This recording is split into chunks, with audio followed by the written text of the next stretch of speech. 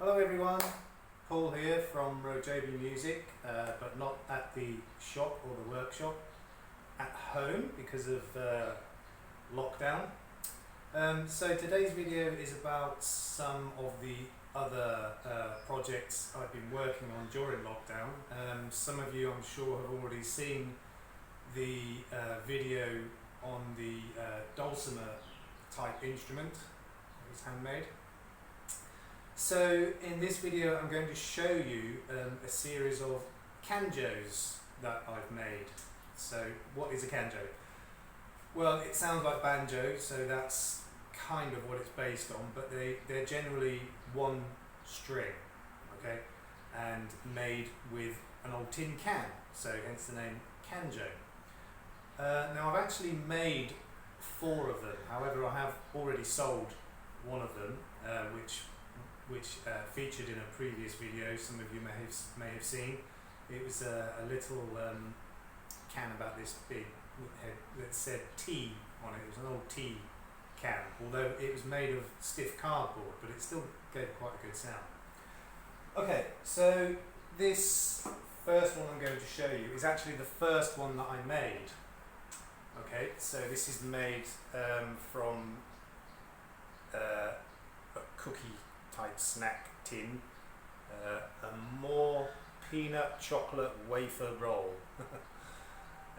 So it's an old tin that I had lying about. I had pencils and rulers and things stuck in it for quite a while, but I thought I'd make a canjo from it. So so it's a single string, and the fretboard, as you can see, is not a conventional type fretboard. It's what's called a diatonic scale fretboard, which means that it's just a single scale, so you haven't got the half notes. So this one is tuned to a B.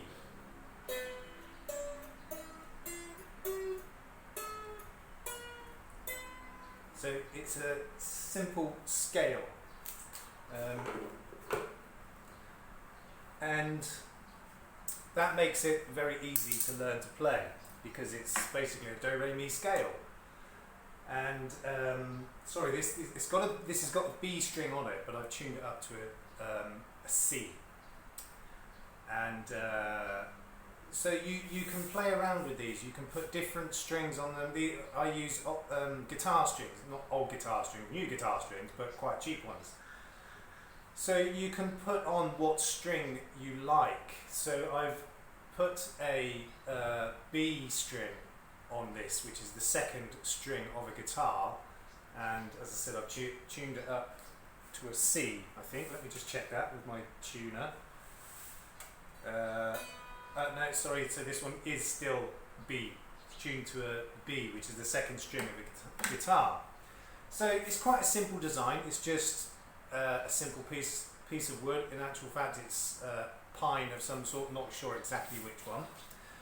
And I had to shape basically what is the headstock, so I had to step it down so that when I attach the tuner, the string would actually be angled down from the nut.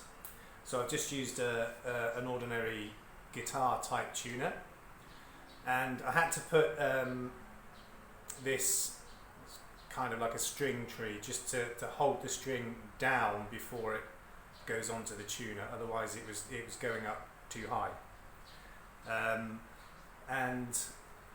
You can see I've also made a cutaway here, so that when you're picking a string, you've got room so you're not hitting the fretboard all the time.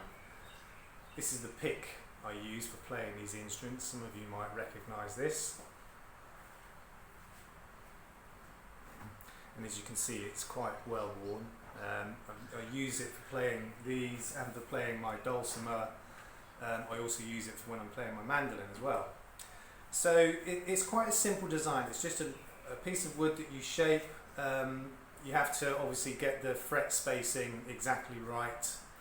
And for intonation, I'm not sure if you'll be able to see, but inside there, right towards the bottom, I've got a little bridge or saddle, which is actually made from a guitar saddle cut down with a small notch in the middle, and the string literally just goes through the bottom of the can here and comes up through the can and along up the neck. There are different ways of making these. Some people put the can on the back of the stick, so attached on the outside of the stick. Some people do it like this on the inside, but again at the back. The reason I do it this way is because the string goes down inside the can, you get better resonance. Now I'm not sure if you can hear that, but it's quite rattly. And the reason for that is the groove in the nut and in the saddle down there is a bit too big for this string. So I am going to change this string to a thicker string. Probably, I would like to go with the G string, which is the third string on the guitar, but I think it still might be a bit too thin and still rattle in these grooves. So I'm probably going to go with an A string, the fifth string on a guitar, and probably tune it down to a G. Because this neck is quite narrow, it's about 2 centimeters square, and also with this cutout in the middle, you don't want too much tension because it's likely to bend, or in worst case scenario actually break the neck in two, snap it here. So you can play around by putting on different strings and tune them up or down to what they're normally tuned to on the guitar. However, if you're going to do that, I would recommend you don't tune more than one note above what that string is originally meant for, because you're just going to put too much tension on here. So I am going to change this string out. So yeah, as I said, I had to make the step down here to allow the break angle for the string, just an ordinary guitar tuner. And this, as I said, this is what we call a diatonic scale fret. So it's single notes all the way up. So where on a guitar or most other stringed instruments, your middle fret is the 12th. So when you fret the strings at the 12th fret, the notes are the same but one octave higher. On this instrument, it's the 7th string. Well, in actual fact, it's the 8th string, but so this is the 8th fret. So you've got 1, 2, 3, 4, 5. Then you've got 6, 6 and a half. Okay, so you've got the half note there, and then 7. Although it's effectively the 8th fret, it is number 7 because you've got 6 and a half. So that is your halfway point. So that's where the notes play an octave higher.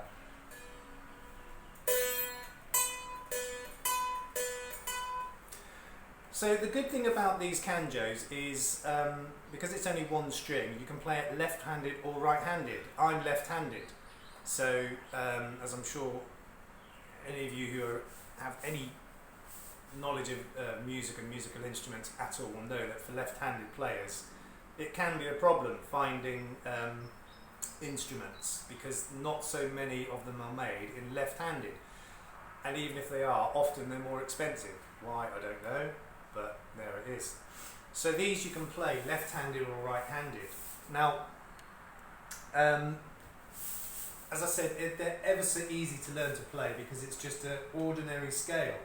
So you can play simple tunes. You don't have chords on a single string instrument, so you don't have to worry about chords.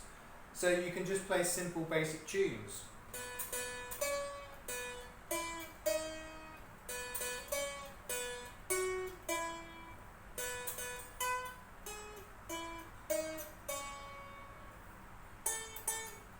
Okay,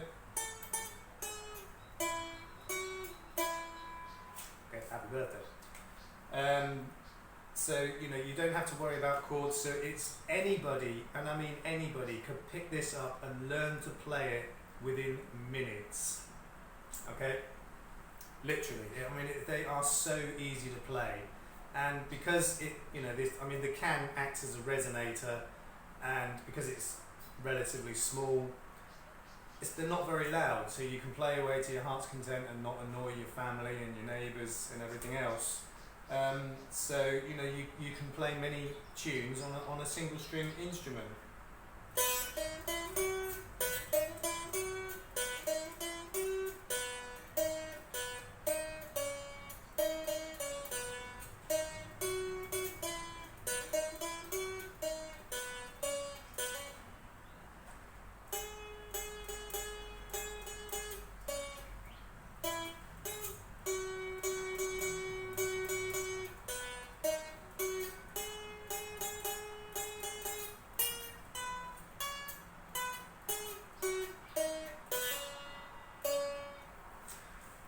Okay, so that was the first one I made.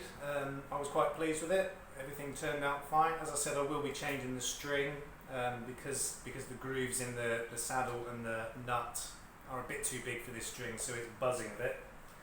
Now, the next one I made was actually the one that I sold, the T one. And then this was the third one I made. Now, I made the T one and this one in the same way, and I'll show you the first difference right away. So remember, with this one we had the step down on the head and an ordinary guitar tuner. So to make my life a little bit easier, I went with a different design on this one. So I used a classical guitar type tuner, which goes right the way through the body from the side, or from the head, through the head from the side, and you cut the hole straight through here for the string to wrap around the tuner. Now that meant that I didn't have to make a cutaway here, so it's a lot easier. I just had to make sure that this hole was central and big enough to get the string through the hole in the tuner, and the hole that goes through here had to be obviously fairly tight, and I also put a ferrule on there just to tidy things up and also to act as a kind of centralising bearing. And this one has the ferrule too, but that's mostly for aesthetics. With these ones you need to make sure that you're holding that post straight and true, and that it can turn easily. Now with this one and the one that I sold and another one I'll show you in a minute, I've made the nut. So this one has just an ordinary, actually it's a ukulele nut cut down. Now this one, the nut is made from an old, well not an old, but an unused banjo bridge. Now I'm not sure how many of you are aware of what the banjo bridge looks like, but you've got the ebony part along the top, and then you've got 3 feet, one at each end and one comes down the middle. So I cut the feet off the bottom, so I just had the top strip, which is this well, it's not ebony, but you know, that the darker wood, and a 5-string banjo.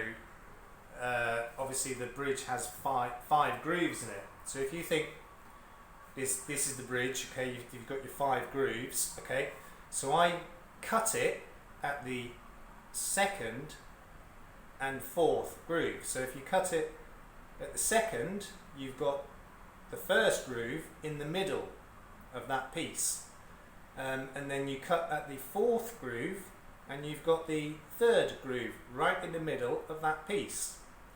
And then this end piece, you've got the groove right in the middle. So from a 5-string banjo bridge, by cutting cutting down the 2nd and 4th grooves on the bridge, I was able to make 3 nuts for these instruments. So that worked out really well. So that's, as I said, the nut there is made from part of a banjo bridge, and I don't think you're going to be able to see down inside there. But again, I've got the same deal with a bridge or saddle down there, made from an old guitar or an unused guitar saddle. So obviously I had to fit that to this piece of wood before attaching it inside the can. Now this is one of my particular favourites because, well, it's made from a liquid refreshment can, let's say. Obviously I've had to cover up the name for YouTube purposes, etc. But I really like this one because it's from, the light's not too good there, Euro 2020. So it's got all the country flags in the shape of a star of all the teams that participated in Euro 2020. So it's quite a nice design, this one. And obviously compared to this one, the can is quite a bit smaller. So this one is a little bit quieter. Where's my pick gone? I'm losing my pick. So this one is a little bit quieter. Sorry, I can't find my pick now. But it's exactly the same thing. It's on the same scale, the diatonic scale. This one has a D string, so the fourth string on a guitar, and I think it's still tuned to D. Let me check. No, I've tuned it up to an E, this one. So it's quite a bit quieter, and it's going to be too quiet because I'm just playing with my thumb. I can't find my pick. But it's exactly the same thing as the others.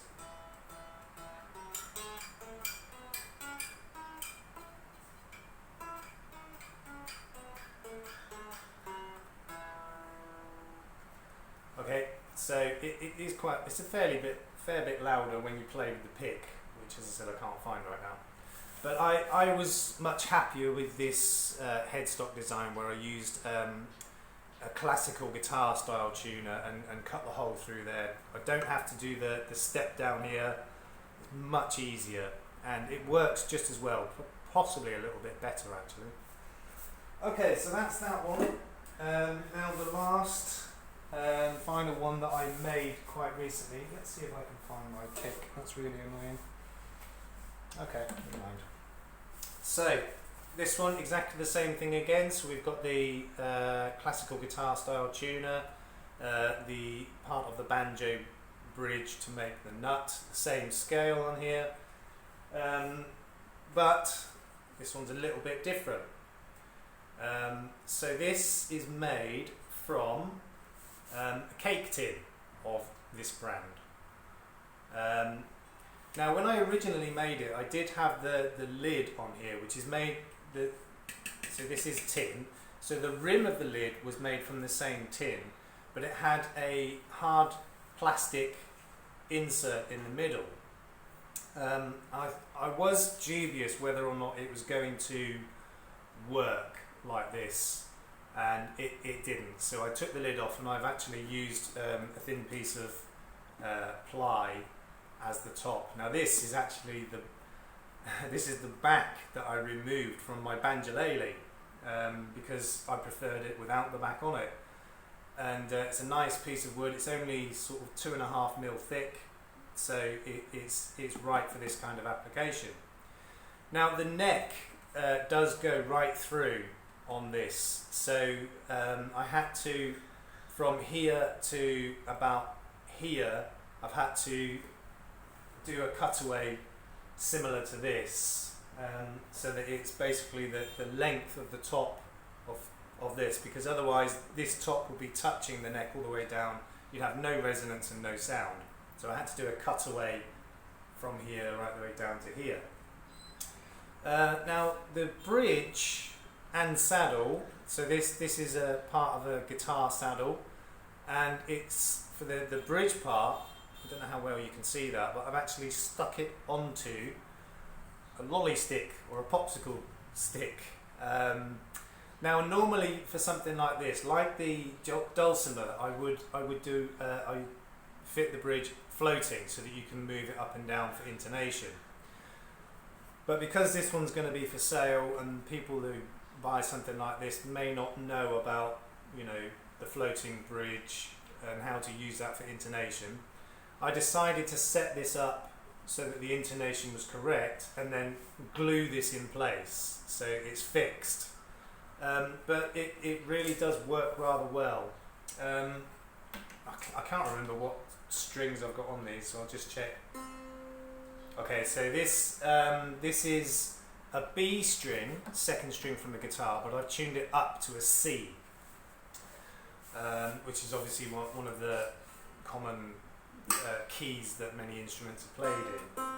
Now, even without the pick, this is fairly louder than these ones, because obviously it's got a bigger tin on it, which acts as the resonator. But again, same scale, same kind of fretboard.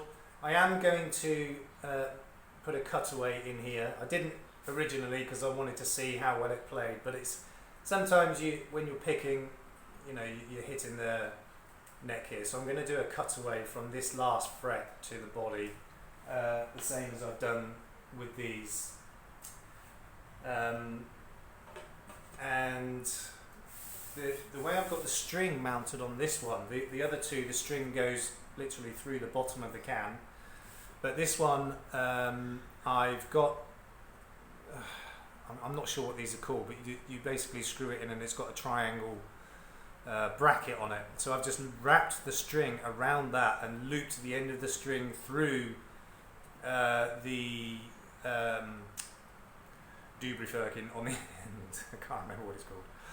And I cut a groove here so that it wasn't resting on the tin, because that would just break the string. So I've cut a groove there so it can go up through there, and it is starting to cut into the wood a little, but that's fine. That's what I want anyway, because it will cut its own groove, so it will be exactly the right size, and it's not going to move about, it's not going to vibrate, and it's not going to put extra tension on one point of the string to break it. Okay, so this one actually sounds quite good. Okay, so it's, as I said, normal scale.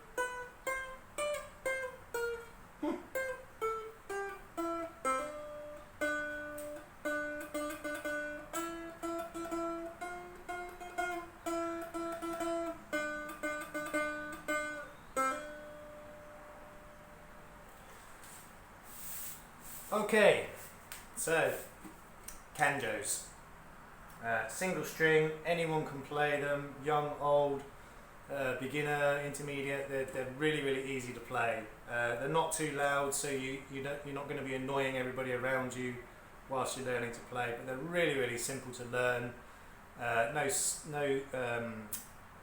No chords to worry about. Single scale, ever so easy to learn to play. I've got these for sale in my shop.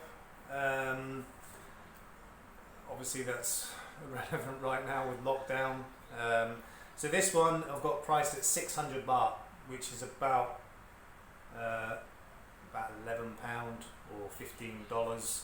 And these ones I've got priced at 500 baht, which is just over a tenner or about $13. So really cheap. But they're ever so easy to make. I mean, materials, everybody's got tins lying around, ones like this or this kind of thing, piece of wood.